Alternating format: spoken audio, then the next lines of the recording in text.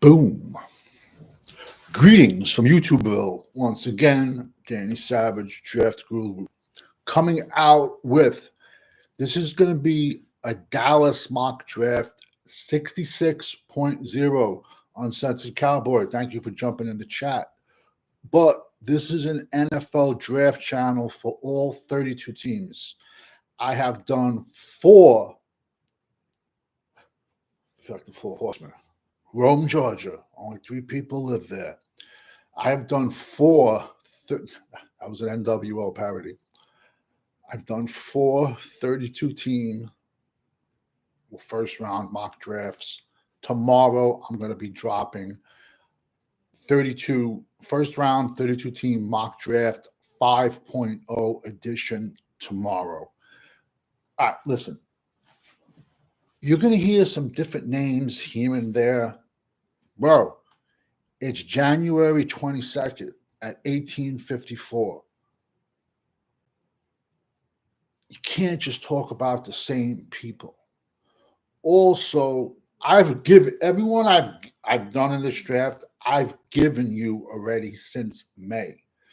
This is just a fun way of putting out information about players, but also, and this mock draft is also going to show why I personally would pass on Austin Gentry at pick 12.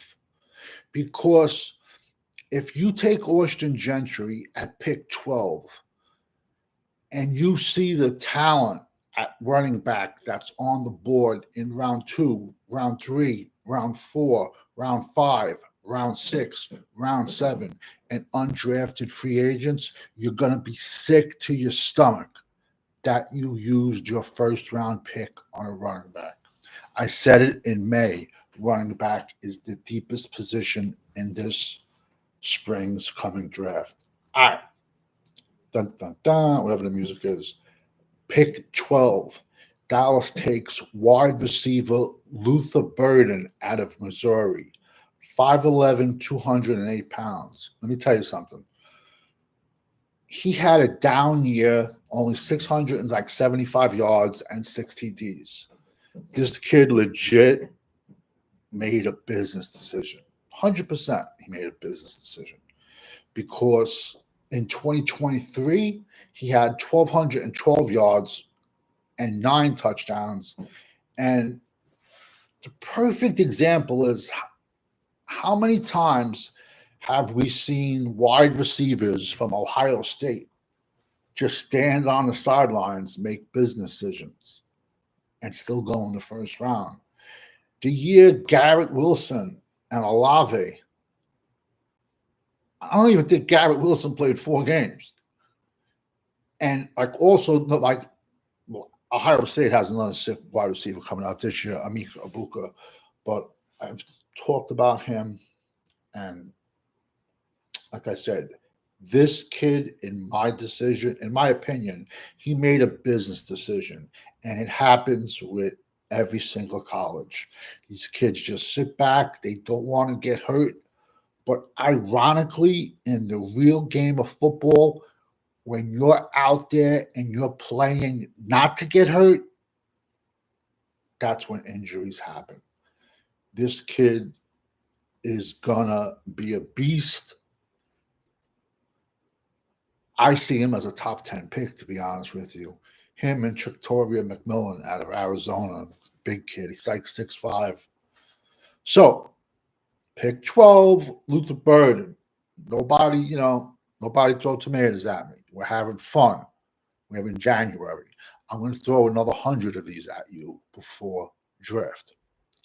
Next kid, pick 44, Alabama linebacker, Jihad Campbell. 6'4", a legit 250. You see my linebackers. I like big linebackers. Kid had 119 tackles and 5 sacks. And he pretty much lines up where he wants to. And he had every year at Alabama, he had solid production. And we all know Alabama loves to rotate their defensive players in and out. I'm going to be honest with you. I don't know if this kid is going to be there round two this early. I really don't. I think he's going to be either some of the last picks of round one or like the first couple of picks of round two. And we're picking 44. Next, at pick 76, we have defensive tackle that no one's talking about. TJ Sanders, South Carolina, 6'4", 290. He's a 3 tech that's about 5 meals away from being a 1, but I would leave him at 3. 51 tackles, 4 sacks. He has no problem shedding his blockers. He has violent hands, and he doesn't sit back and catch his blocks. He gets rid of his players, and he gets upfield. And he was playing on a South Carolina team that really wasn't that crazy, but they still had some decent talent on it. But he's somebody that a lot of people are not giving him love. A lot. And I've said since May, I said running back, defensive tackle, edge, tight end, and safety are the deepest positions, in my opinion. But everyone has opinions. Now this next pick is going to show you why I got my cold weather hat on, because it's colder than Jerry Jones's heart on the first day of free agency. This next pick, though, is going to show you why you do not waste the 12th pick overall on Austin Gentry. At pick 149, Dallas selects Dylan Sampson, running back, Tennessee. 5'11", 205. He had almost 1,500 yards and 22 touchdowns. That's fifth round. That's a 5th round running back I just gave you. That's why you do not draft Austin Gentry in round 1 at 12. Next kid is not listen, you could just see the writings on the wall. The next pick. Pick 169. Shilo Sanders, safety, University of Colorado. 6 foot, 195. Not great size for safety, especially in the NFL. 67 tackles, 1 INT. He is, besides, how can I phrase this, man? And I don't want to shit on the kid, I don't. But if you took Sanders off the back of his jersey, he's an undrafted free agent. He's a day 3 pick to me because, in my opinion, he's undersized. He's going to be a 25-year-old rookie. I'm not saying this is a bad thing. I think he's better against the run than he does in pass coverage. And Dallas, Jerry Jones, is just going to throw the 21 on him. And even if he's good or not, Jerry will play him, just so he can sell 1,021,000 jerseys with Sanders on the back. And all these guys that, they claim they're draft people, they're going to try to compare him to his father. He's not. Like I said, you take Sanders off of his name,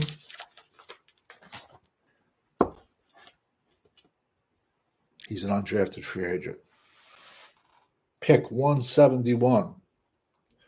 Simon Barrow, defensive tackle. The U. Michigan State transfer. I like to comp people. He reminds me of, I'm going back 25 years, Robert Smith from Michigan State. This is who he reminds me of. 6'3", 300 pounds, 30 tackles and 6 sacks this past season for the U. He's a disruptor in the middle. I would play him at 1. I'd be like, yo, eat more. Eat. You're not getting big enough, eat more. You're not getting bigger, eat more. That's just me. Now at pick 173, we're in the 5th round, people. This is once again why you do not waste your 12th pick overall in the 1st round on a running back named Austin Gentry. This is a 5th round pick, Rashard Smith, SMU. He had over 1,300 yards and 14 touchdowns. Now this is him as a running back. He spent 3 years at Miami as a wide receiver, and he had close to like 700 yards in his 3 years at Miami. But before this year with Cam Ward, Miami's quarterback position was just a disaster. So this kid has the versatility. He's 5'10", 190. He has the versatility to play running back, and he can come out of the backfield and catch. He has no problem with his hands. He also has the versatility. You can line him up outside. And when you can do the job of 2 players, you are more valuable in coaching to the coaches and the owners even too. Like I said, man, anyone that I don't want to put wasting a pick on like the 12th pick on Austin Gentry, but like I'm a draft guy, and this is a 32 team channel. But when you go down and you see round 2, round 3, round 4, round 5, round 6, round 7, all the running backs talent that are there, you're going to get sick that you wasted your 1st round pick at number 12 overall on Austin Gentry, because later on you can get value in running backs. Next kid, pick 189.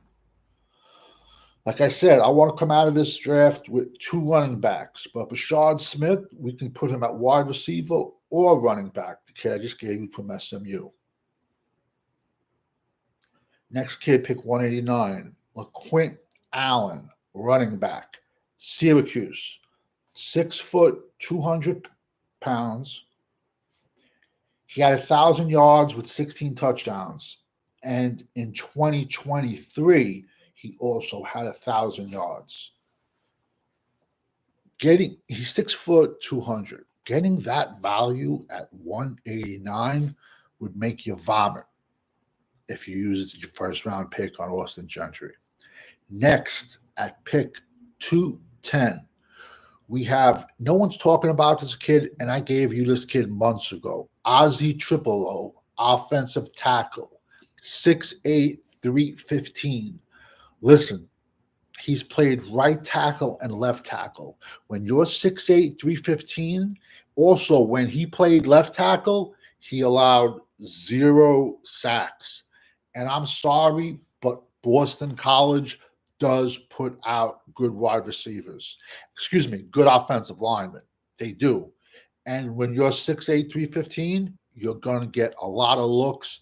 And he's 3-year starter, and he started at left tackle and right tackle. My personal opinion, and that means absolutely nothing, I think he's mostly a right tackle in the next level NFL. Next kid, with our last pick at 249, is a kid that I've been watching for the last 3-4 years at least. That's why, like when you hear dudes, or even there's females that even do this too, say like, oh yeah, I watched 2 games on somebody. I'm sorry, you cannot give a full assessment of somebody with 2 games. I'm sorry, you can't. Center / guard, Zeke, Correll, NC State, 6'3", 310. Follow me now, people. He spent 5 years at Notre Dame, going back and forth from center and guard. He first caught my eye. He's, like I said, he's a graduate transfer, and he transferred over to NC State. So this past fall, he played for NC State. Nobody is talking about this kid. Nobody but me. He has over 50 starts under his belt. He caught my eye, and yo, guys, you can look this up, man. I'm not lying. I think it was the 2021 Notre Dame versus Ohio State game. And that year, Notre Dame had Jared Patterson coming out, and he was highly ranked. So now they're playing it's like the first game of the season. And I'm watching Ohio State play Notre Dame, and I see Notre Dame center just legit knocking the shit out of people, legit doing pancakes. And I'm like, holy, I originally thought it was Jared Patterson. It wasn't. Patterson got hurt, and they slid Zeke Correll from guard over to center for that game. So this kid has been on my radar since 2021. Like I said, he spent 5 years at Notre Dame, graduate transfer, went to NC State, boom, walked in,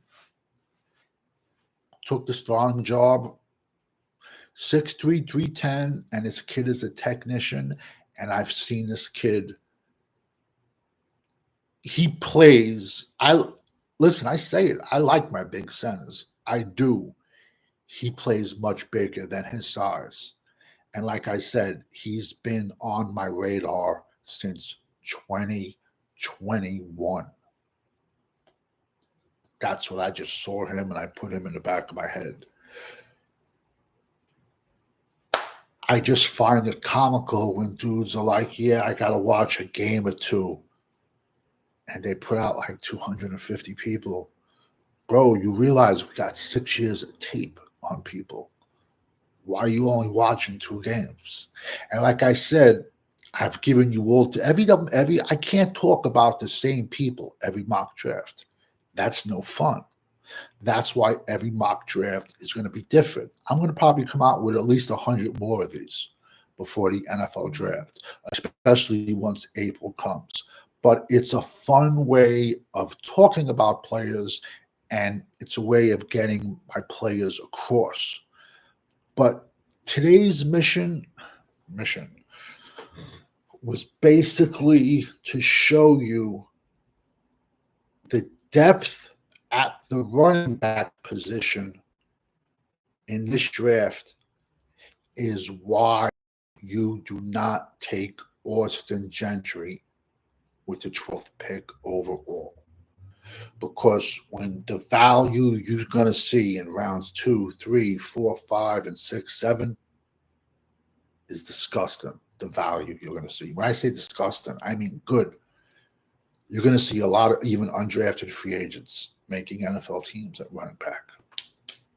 So today was Dallas mock draft 66.0. Tomorrow we'll be coming back with another.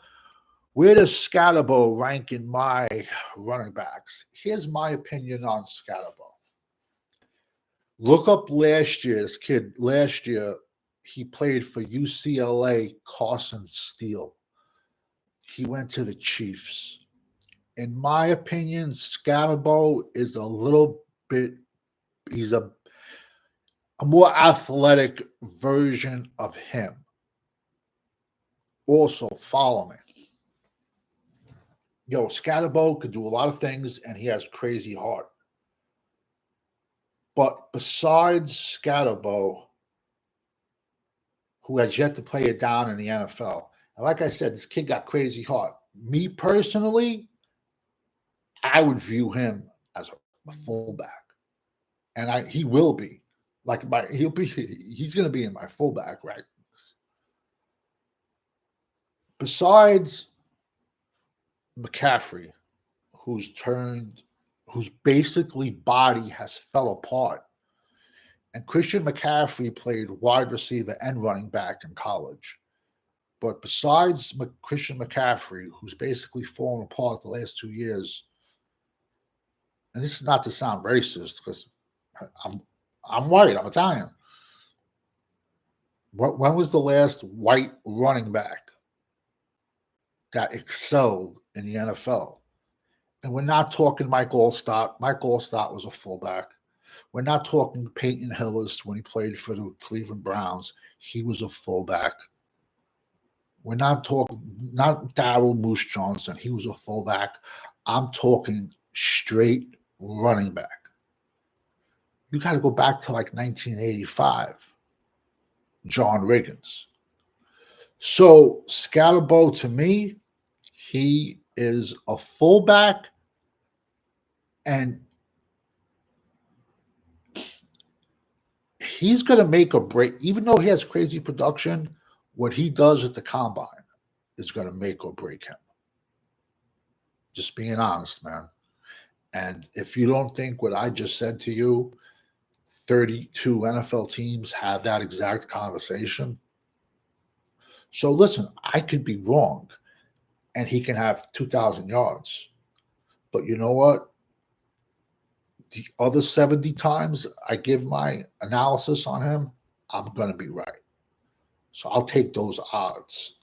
But he has crazy.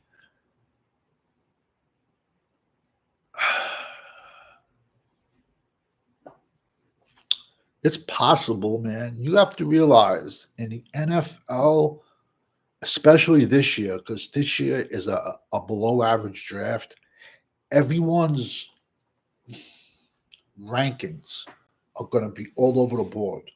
So whoever you might have as a second round grade, another team might have as a fifth round grade. It's crazy. I legit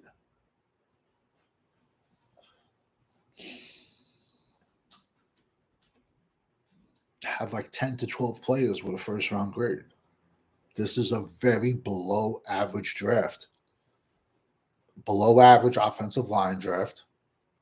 Way below average quarterback draft.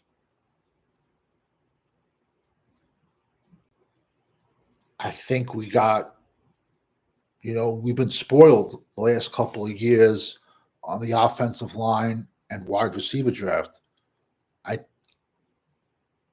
I don't see the value there late.